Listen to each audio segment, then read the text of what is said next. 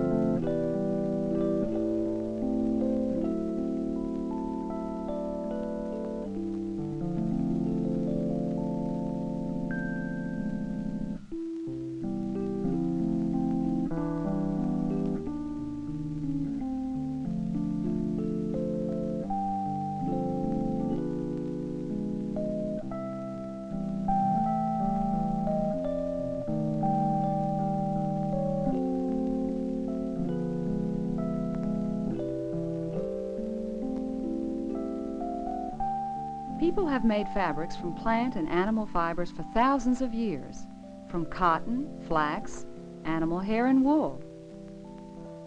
Nature displays a much wider range of colors. Early weavers looked for ways to brighten their fabrics with plants and other natural materials. Today, many dyes are available. We can create beautiful and useful things. Let's see how easy it is to dye and decorate fabrics. We'll add color to this shirt and make a design too. The first step is the same no matter what you are dyeing. The fabric must be washed. If it isn't clean, it may not color properly. I'm using a natural cold water dye that comes as a powder.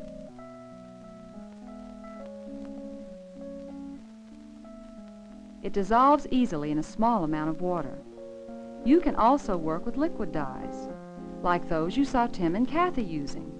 But no matter what kind of dyes you choose, read the directions carefully and follow them. My yellow dye is completely dissolved, so I can add it to the water in this pan. Enamel containers are good to use because dyes don't stain them. Once the dye has been stirred into the water, it's ready to use. I wear rubber gloves when I work with dyes to protect my skin and to keep my hands from getting stained. Wet cloth dyes more evenly than dry, so begin by soaking the fabric thoroughly. Then squeeze out most of the water.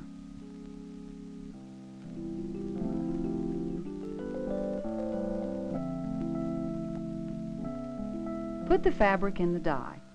There should be enough dye in the pan to completely cover the cloth.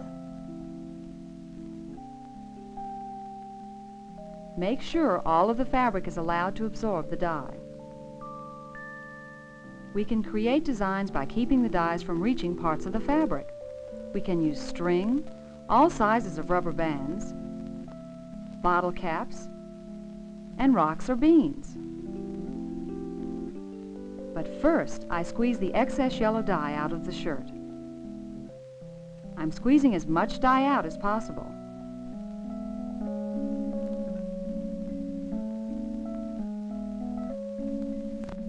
Then I rinse in clear water.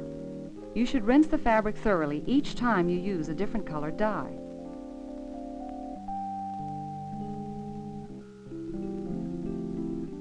Tim and Kathy showed us two ways to create fabric designs with dye, with rubber band ties and clamped blocks of wood. I'll begin my design by tying beans around the neck of this shirt. I can arrange and rearrange the beans until I find the pattern that seems best.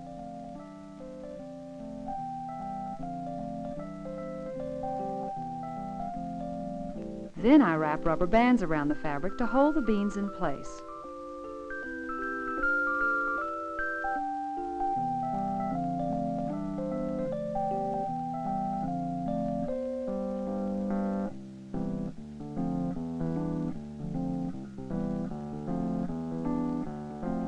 You can do the same thing with larger objects, like this jar lid I'm using. Wrap it into the fabric in exactly the same way. The tighter you wrap the rubber bands around the cloth, or tighten the clamps, the clearer your design comes out.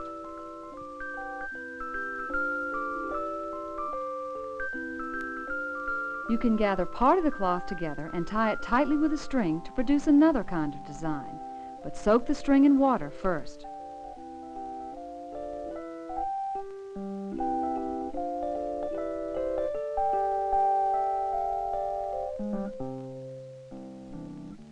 When you've tied as much of the fabric as you want, you're ready to put it in the dye and try out your design.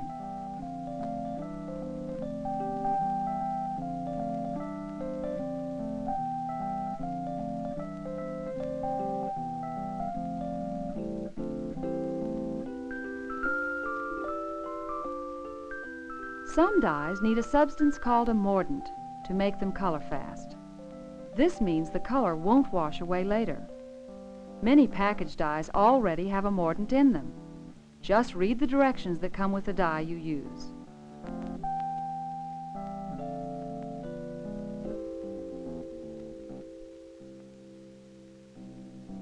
Part of the fun of working with dyes is finding your own methods and materials to create patterns you like.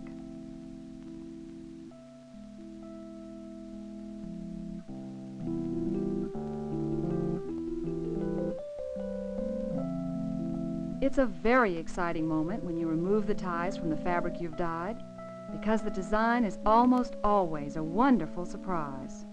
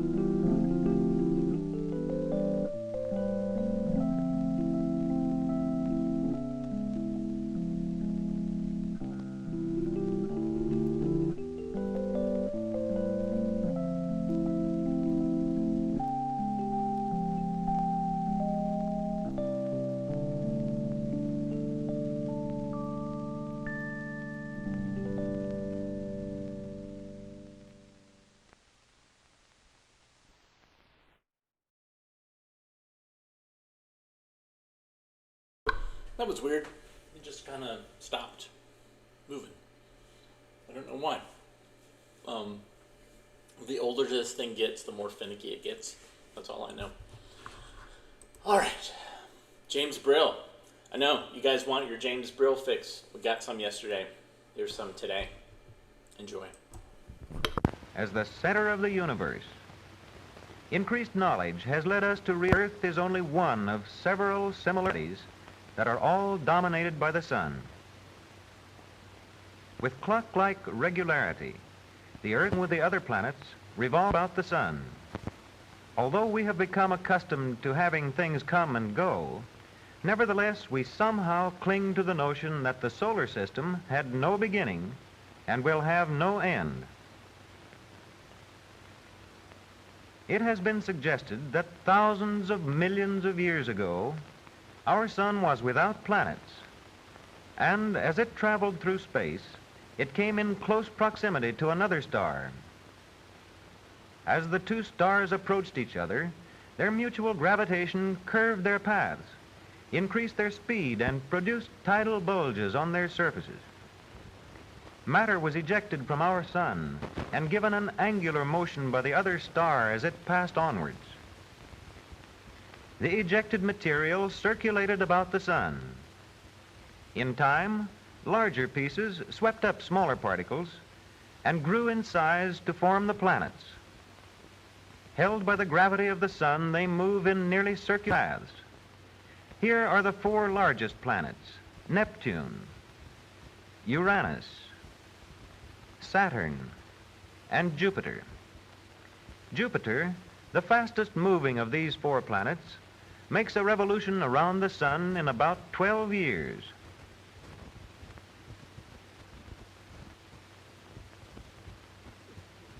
As we move into view, we now see Saturn, Jupiter, Mars, the Earth, Venus, and Mercury.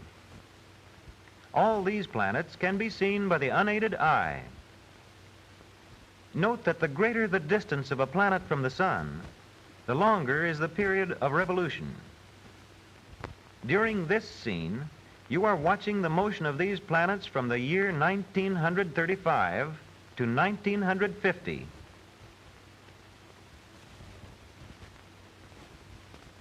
Here is a closer view of the Earth, Venus, and Mercury. Let us disregard Mercury and determine the motion of Venus in relation to the Earth. The arrows represent the lines of vision from the Earth to the Sun and from the Earth to Venus.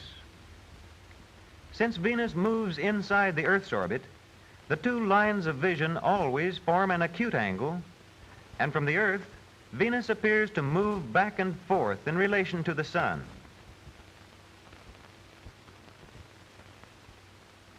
On successive evenings, we watch the motion of Venus in the western sky. For 9½ months, it is an evening star. We follow its motion below the horizon, though Venus would now be visible as a morning star in the eastern sky.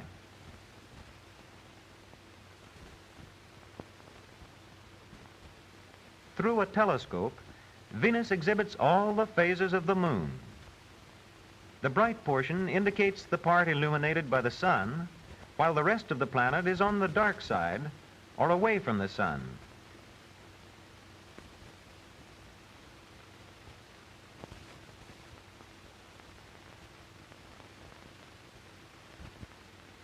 The exterior planets present quite a different view.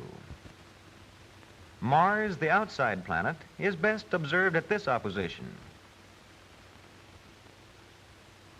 2 years later, we will have another good opposition. At the next 2 oppositions, the Earth and Mars will be further apart. The apparent motion of Mars as seen from the Earth is the result of 2 motions, Mars and the Earth's. Note how the arrow joining the Earth to Mars changes direction before and after opposition. Nightly, Mars moves among the stars, periodically becoming stationary, and then slowly reversing. At opposition, Mars appears to travel fastest westward. Passing opposition, it slows down, again is stationary, and then slowly resumes its original eastward motion. Through a telescope, Mars is seen to rotate once in 24½ hours. It has seasons like the Earth, but they are twice as long as ours. The white polar cap is low-lying mist and frost formed during winter. This disappears during spring. The dark bands then become more intense, suggesting growth of vegetation.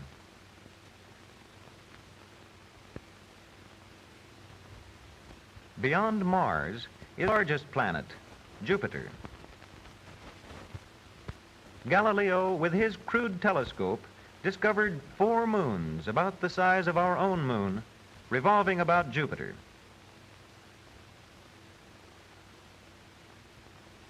As they revolve, crossing in front and passing behind the disk, disappearing into Jupiter's shadow to reappear again, they constitute a celestial clock. 5 additional moons were discovered around the beginning of the 20th century.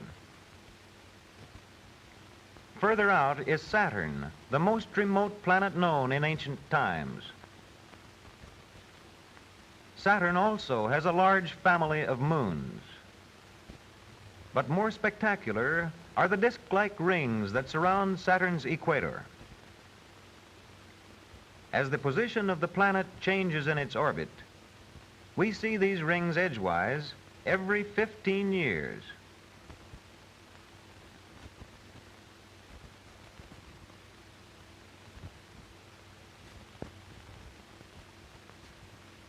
We have now observed Saturn as it looks from the Earth during its 30-year period of revolution about the Sun.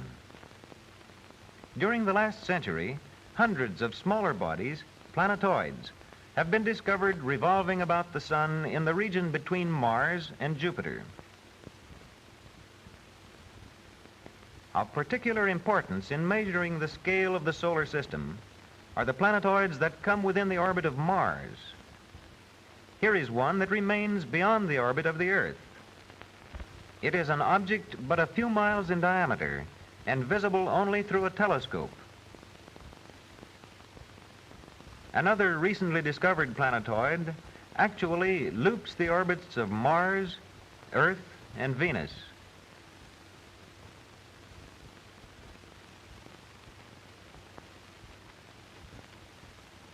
Even at its closest approach to the Earth, it is still much further away than our moon.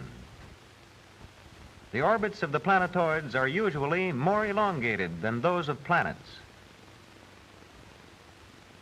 Of all the members of the solar family, the awesome comets seem the most unruly.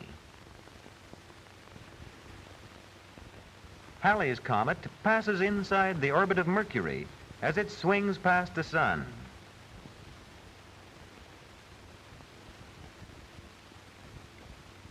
Then it moves out beyond Neptune, completing its orbit in 75 years.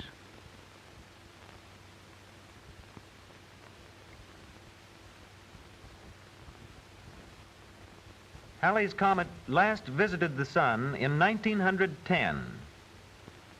Note that the tail of the comet is repelled by the Sun. In May of that year, this tail, composed of tiny particles, actually swept the Earth without noticeable effect. There are other comets that travel further out than the orbit of Neptune. We naturally wonder if there are other and more distant planets. In 1930, Pluto was discovered. This planet is rather small in comparison to its neighbor, Neptune.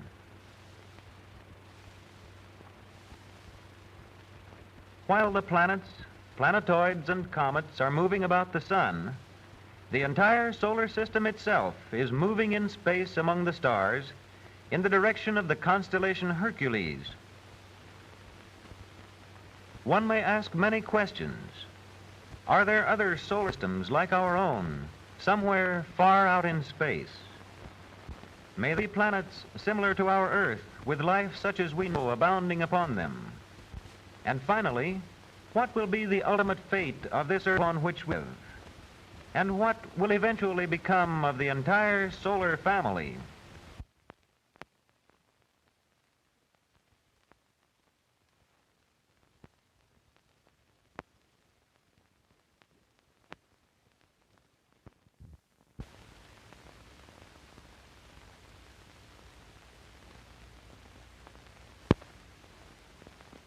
Well, sir, out in the woods one day, a hare was bragging about how fast he could run.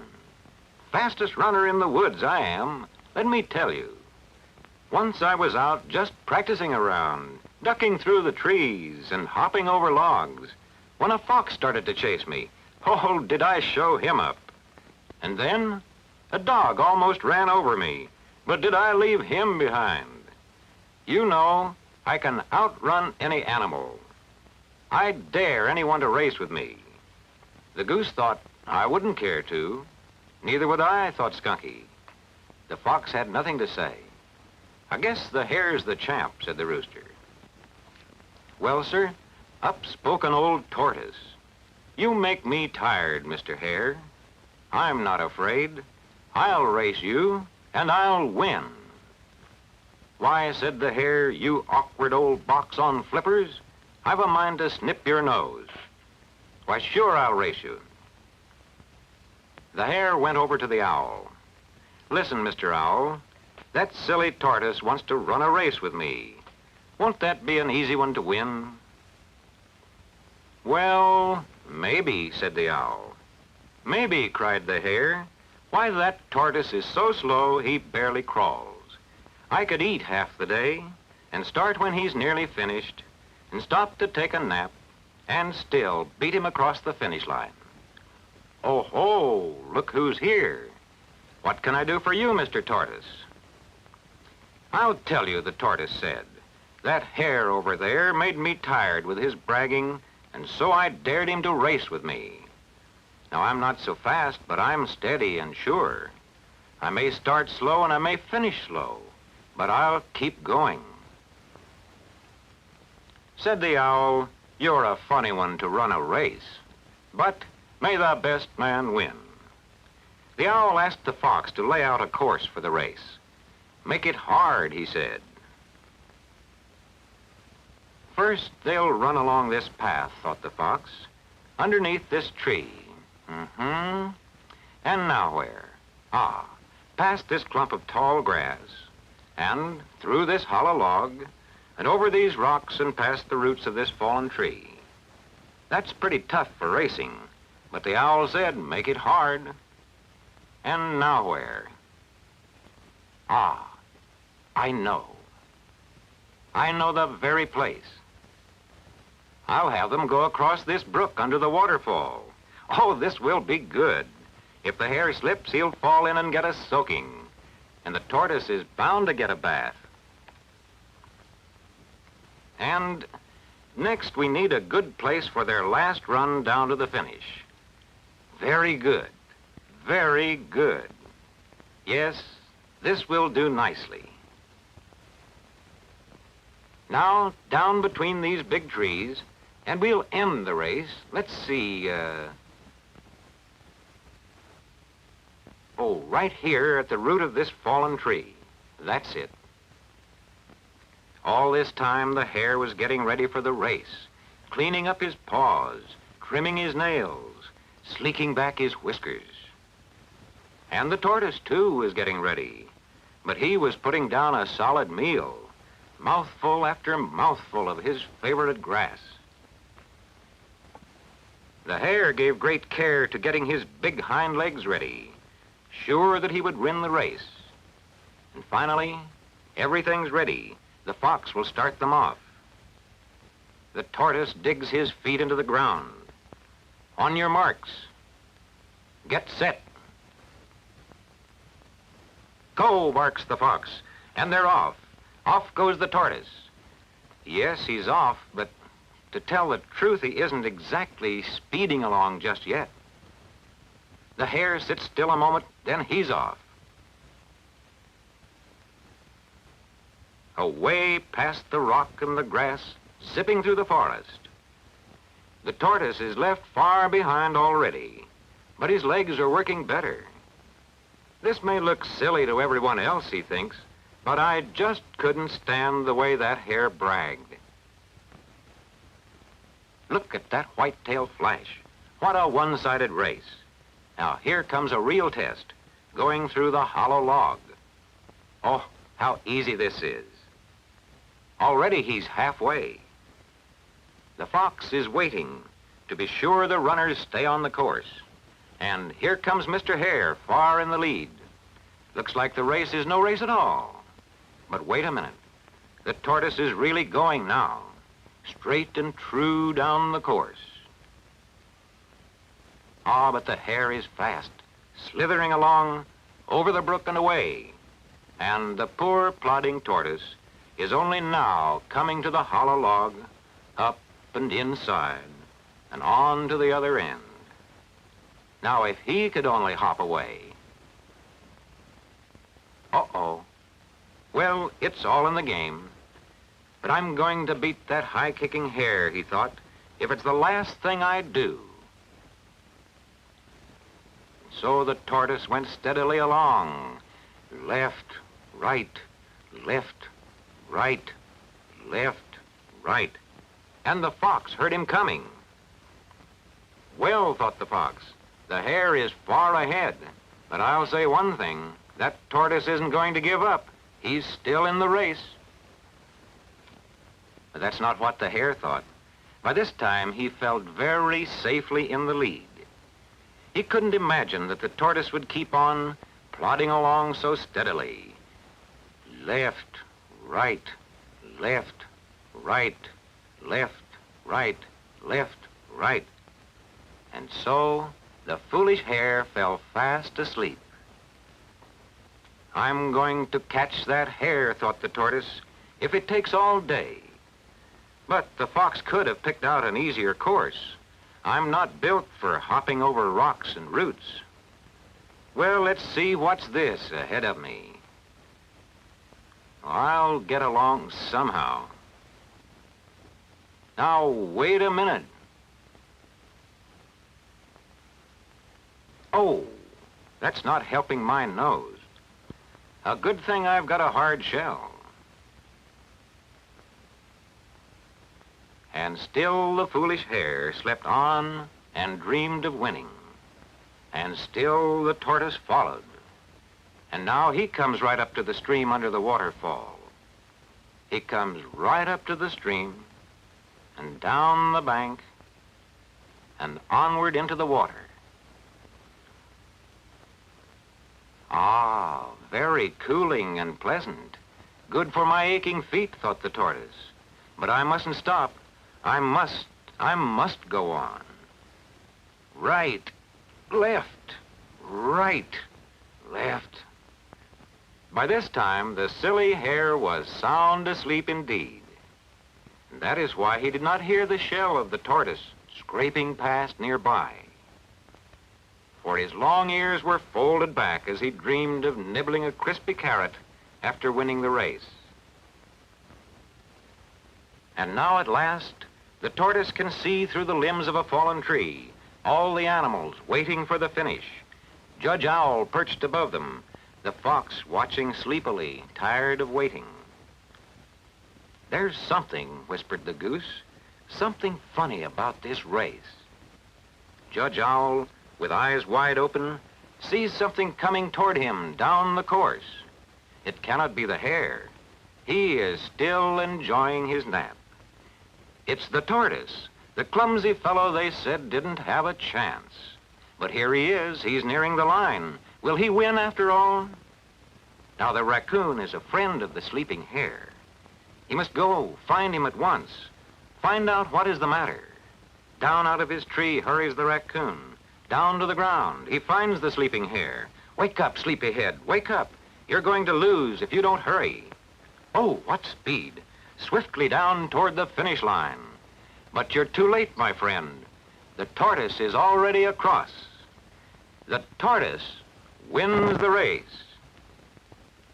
Well, said the goose, well, my high-stepping friend, perhaps you can explain. Oh, alas, the hare sighed, if only I hadn't stopped to take a nap. Said the owl, we can learn something from this, a tortoise beating a swift-running hare. It's plain to me that the race is not always to the swift. And perhaps our friend the hare has learned this lesson. Slow and steady wins the race.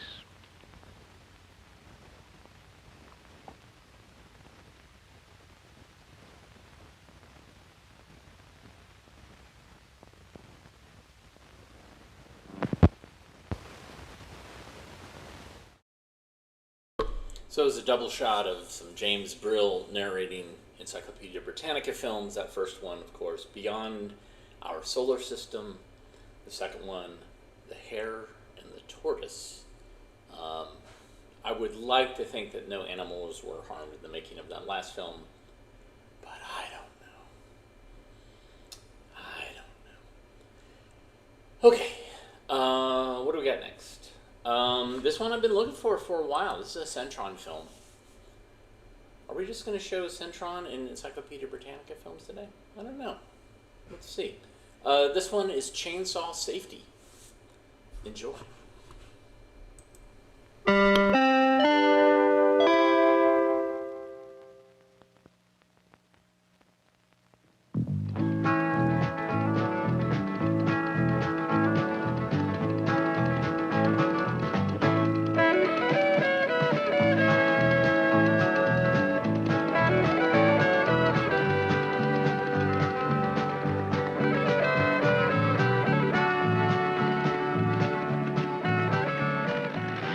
Chainsaws are useful tools which must be used with caution and common sense. The extra muscle these power tools bring to wood harvesting demands, in turn, an extra measure of safety awareness on your part. No matter what your level of experience may be.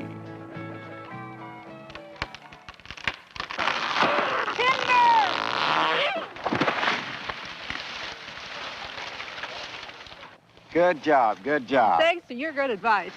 Well, let's go clean it up. Okay. As with other types of power equipment, things can happen fast with the chainsaw. Dangerous things. Among the more treacherous of which is kickback. Observing kickback in slow motion, we can see that when the tip of a moving chain comes into contact with another object, the bar and chain may be snapped upward unexpectedly with considerable force. Knowing the cause of kickback leads many prospective chainsaw purchasers to consider a safety feature which is designed into some models. What's that for? This one, for example, has shielding on the nose of the cutting bar, helping to prevent the whirling chain from making contact and helping to eliminate kickback. Another worthwhile safety feature to consider when you're selecting a chainsaw is the chain brake. It will stop the chain from turning if you get in a kickback situation, which works like this. A device to stop the chain immediately after the brake is tripped or the power is turned off. We're going to be cutting trees down that are about 6 or 8 inches in diameter. Size is another safety factor. Lightweight saws require less exertion, putting you under less of a physical strain. So it's a good idea to buy a saw with a cutter bar no larger than will be required for the largest size timber you'll cut. Hi, do you have any questions about the saw? Yeah, is this a safety device? That's right, that's a handguard. Look for guards over the sprocket and the rear portion of the chain which will prevent your hands from coming into contact with the blades accidentally. Control the saw. I was looking at this one over here, and I noticed it didn't have it. That's a Is there more reason for that? professional type of saw. It's an option on these saws. Now, one feature they do have is a spark arrestor and a top-mounted front exhaust. What this does is keeps the exhaust blowing across the chips. But the chain is not the only source of danger. On gasoline-powered saws, make sure the exhaust is directed away from you as you use the saw. Once you've decided on the right combination of safety and performance features for your chainsaw, there are additional measures you can take to assure that your purchase cuts only what you intend for it to cut. First and foremost, read the owner's manual. Be sure you understand all the instructions before you attempt to operate the saw. Review the owner's manual frequently. With the exception of professional loggers, few chainsaw operators use their saws often enough to remember all the details, especially on procedures they haven't done before. The clothing worn while using a chainsaw will help to protect you from some of the hazards that are attendant to the work at hand.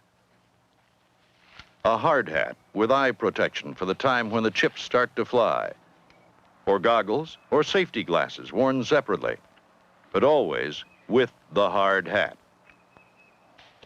Safety shoes will give you a margin of safety.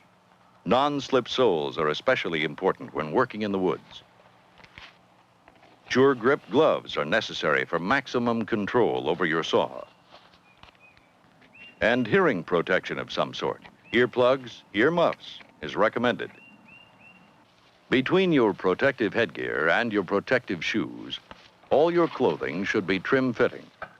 Choose garments loose enough for comfort, but snug enough not to catch on anything. Generally, operating a chainsaw safely is a one-person operation, but it's recommended that you have a buddy along for help in emergencies. The answer may be to work with someone who can alternate with you on the more tiring tasks, thus reducing the fatigue of sawing and decreasing the chances of an emergency. While one of you is clearing the work area so that the chain will not touch anything except the wood to be cut, the other can begin to give the chainsaw itself a last-minute safety check. Look for any loose bolts and screws and tighten them if you find any. Inspect the chain for proper tension and sharpness. Check the chain lubrication. The owner's manual will spell out how to adjust the tension and illustrate how to sharpen the chain if either of these is necessary. A sharp extra chain will relieve you of more sharpening than the occasional touch-up that may be needed. Look over the guide bar for any signs of damage, such as nicks, dents, or a bent bar. A damaged guide bar should be repaired or replaced before the saw is used. Check to see that the handles are clean and dry. The mechanical steps for priming and starting your saw may vary according to directions in the owner's manual, but the usually recommended safety procedure is to have the saw resting firmly on clear ground to start it. Never start it on your leg or knee. After starting, oil the chain and take the time to be sure that the chain does not rotate when the controls are in the idle position. If the chainsaw does move during idle, adjust the idle speed.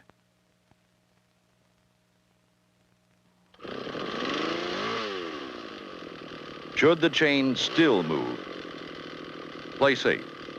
Don't use the saw until it has been repaired. If you don't hold the saw correctly, your hand may slip into the path of the moving chain. Play safe with the proper grip.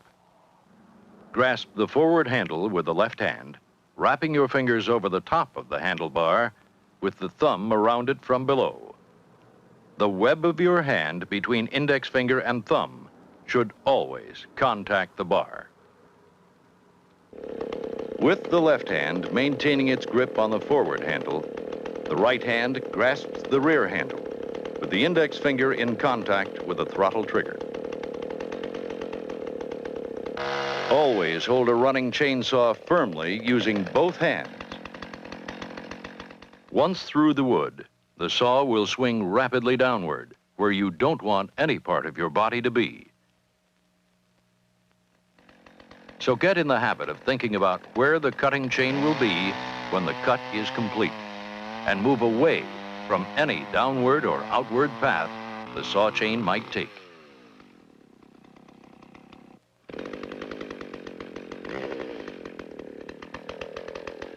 Keep a picture in your mind also of the possible direction of kickback.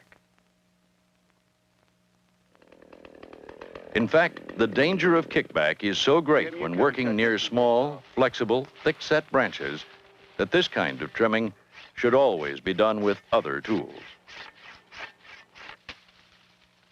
Chainsaws and small branches, brush or shrubbery can be killer combinations. At the other extreme, felling large or even medium-sized trees is a complicated job. If you're only an occasional wood harvester, you'd be wise to leave the big ones to the professionals. Even when the power is off, get in the habit of carrying the saw with the cover on and with the guide bar and chain pointed behind you. Point the bar to the front only if you're going downhill. When a saw is in use, the muffler can get hot enough to burn you. So carry the saw with the muffler away from your body. This looks like a real good tree. A guide bar sheath will protect the saw from accidental damage should you drop it or bump something. And anything that protects the saw ultimately protects you. This looks like it ought to go right in there. In felling a tree, as in diving into a pool, look first. Look for wind. If wind is moving the top of the tree, it's introducing an element of unpredictability. Do your cutting later on a still day. Look for those dead limbs or branches, called widowmakers, that may shake loose and fall on you while you're cutting the tree. Look for other trees or buildings that the falling tree might encounter, compounding the problem of bringing it down. Call the power company about power lines that may be in the way. They'll work with you usually to clear lines safely. Look at the structure of the tree itself. Is it unbalanced with heavy limbs on one side so that it will be more difficult to manage the direction of its fall? If your good look reassures you that the tree you selected is relatively free of hazards, the next step is to pick a clear path to a safe place to stand when the tree falls, for both yourself and anyone with you. You usually are safe standing behind a larger tree off to the side and away from the tree being cut. If you're on a hillside, you must stand on the uphill side of the tree. Stand with your feet well braced and comfortably spread for good balance. With the chain oiled and the throttle fully open, start the undercut, the beginning of a notch on the side of the tree in the direction of fall. Cut the notch about 1/4 the diameter of the tree. The second cut finishes the notch or undercut, angling down to meet the first cut.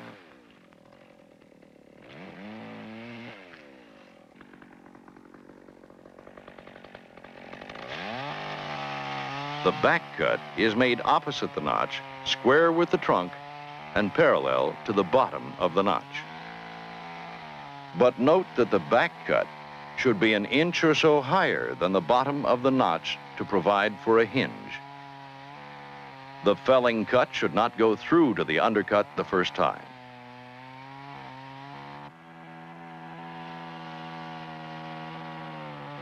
As the saw approaches the notch, slow down and control the rate of cut very carefully.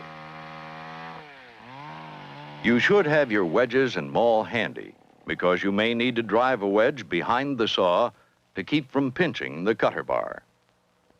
Wood or plastic wedges should be used if there is any danger that the wedge tip might come in contact with the chain. Take it down, Jim. Always make a last-minute check to see that other people are out of danger before completing the back cut.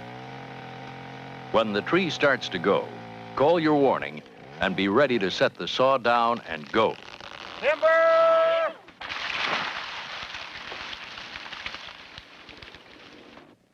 Keep an eye out for falling limbs or bounce backs when the trunk of the tree hits the ground. A tree small enough so that an assistant can push it probably will be too small for a wedge. But both you and your assistant should maintain a heads-up attitude, alert to any reasons for leaving the area, and super alert not to fall over each other should a gust of wind or a rotten place in the trunk cause the tree to fall in the wrong direction. Freeing a tree that has lodged in a nearby tree or trees is an extremely hazardous undertaking. It shouldn't be left to snare the unsuspecting, but you'll need professional help to dislodge it before it comes tumbling down on you or someone else. Trimming and bucking the fallen tree calls for all the precautions you observed while bringing it down, plus a few more. Specifically, do not work too close to your helpers, especially to anyone swinging an axe, and never allow anyone else to hold the wood as you cut it. Trim the limbs from the fallen trunk while standing on the opposite side of the tree.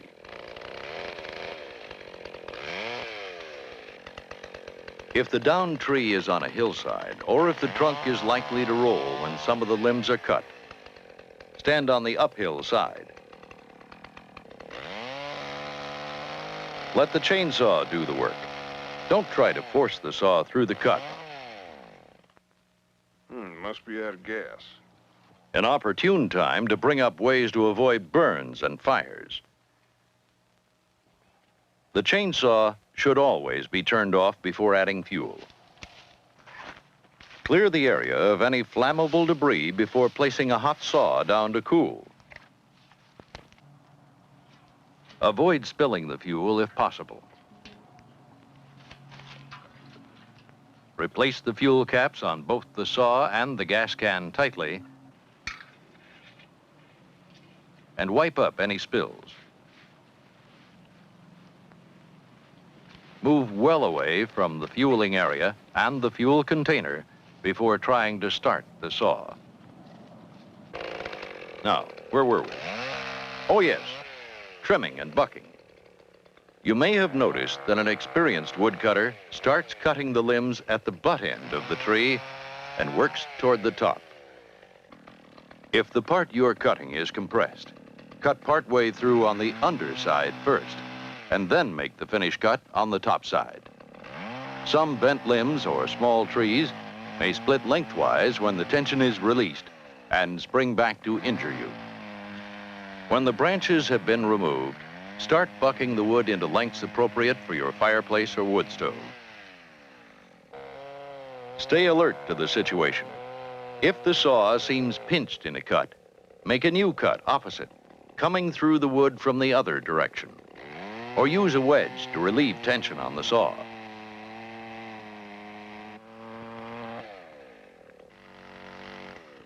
Take your finger off the throttle trigger between cuts, but start all cuts at top speed, full throttle, and continue to cut at top speed.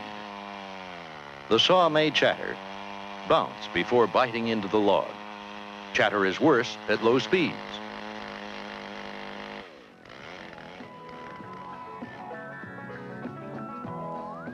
First aid ought to be the last resort of the chainsaw operator.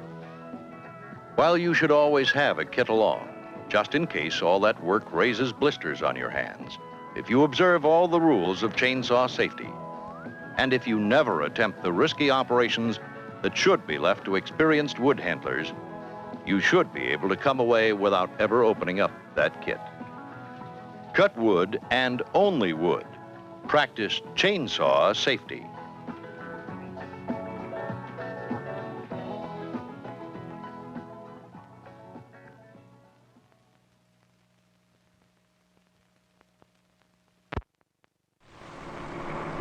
I can check that gear in a minute, so don't touch anything, okay?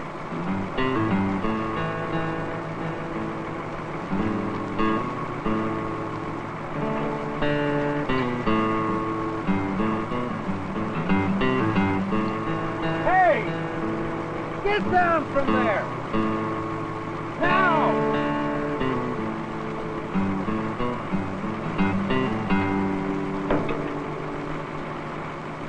Hey! Turn it over! What if it bumped that control by accident? You'd be mincemeat by now. What have I told you? You don't work on equipment when the engine's running. Well, I told him not to touch anything. All right, I guess I wasn't thinking. You weren't thinking?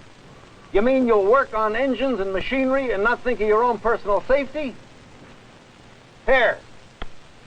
Shake hands with danger.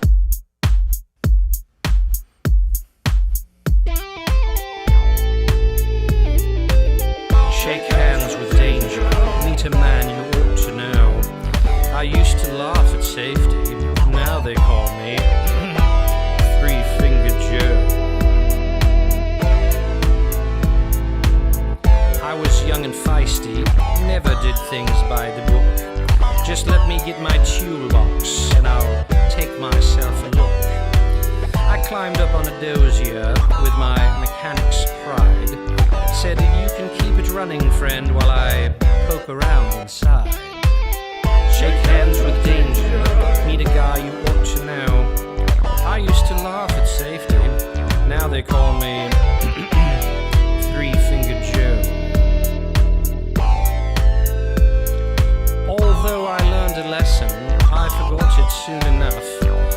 The nicks and burns and scratches showed the young ones I was tough.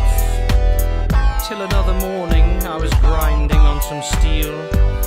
My other hand got careless and fed my skin into the wheel. Shake hands with danger, step right up and say hello. Grinding wheels and metal are what made me Three-Fingered Joe. I've seen mechanics burning and I've seen them take a fall just to save themselves a minute. I've seen them lose it all. I've watched them courting trouble, seen them take a chance and lose. They get careless for a moment and spend a lifetime with the blues. Shake hands with danger.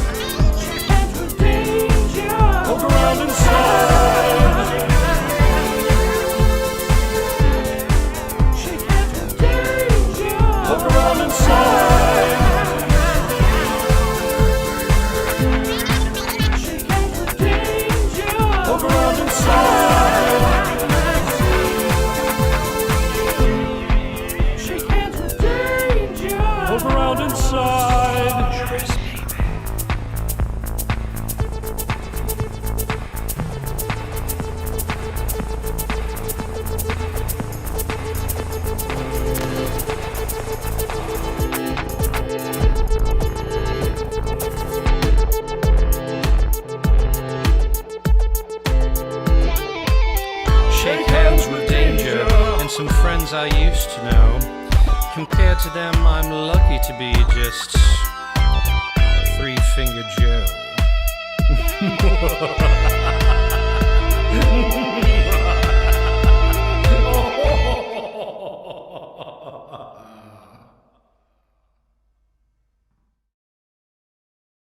It's been a while since I've shown that. Thank you, Ernest, in the comments for suggesting that I would show it.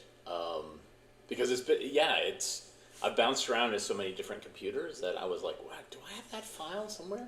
Sure enough, I found it. So, thank you. And so the story behind that is that, of course, is based on the wonderful Centron film, Shake Hands with Danger, and the Chainsaw Safety film was shot at Centron as well. And they hired Jim Stringer to do the lyrics or the music, and it was sung by Charles Oldfather, who was a attorney at the University of Kansas and also was in the dramatic arts. And also, if you watch The Day After, he shows up as a farmer. There's a cameo of him all ashed up. So anyways, my wife, Katrina, for my birthday, commissioned this song. And it was a friend of hers who's a singer-songwriter, Scott Phillips, who was doing a Kickstarter campaign to release a new CD of his works. And one of the premiums was that you pay a certain threshold and then they would write a song. And so she commissioned him to write a song, a remix, or a re-envisioning of Shake Hands with Danger. And he invoked Rocky Horror Picture Show a little bit there, and also some disco, and it was glorious. Wonderful, wonderful gift that keeps on giving, provided I remember that I have it. But yeah, thanks for joining us today. And if I said, so that art film that was all faded, about fabric dyeing, that was Paul that sent that to me, not Phil. Paul from Virginia. And we'll have more films that he sent us that we will share over the week. But thanks so much for joining us today. Hit the thumbs up, hit the like button, subscribe, donate via the super thanks button, the patreon.com/avgeeks, also ko-fi.com/avgeeks, or, like Venmo. Just Venmo me some cash, because I will spend it on film-related activities. Thanks again, and we will see you guys all soon.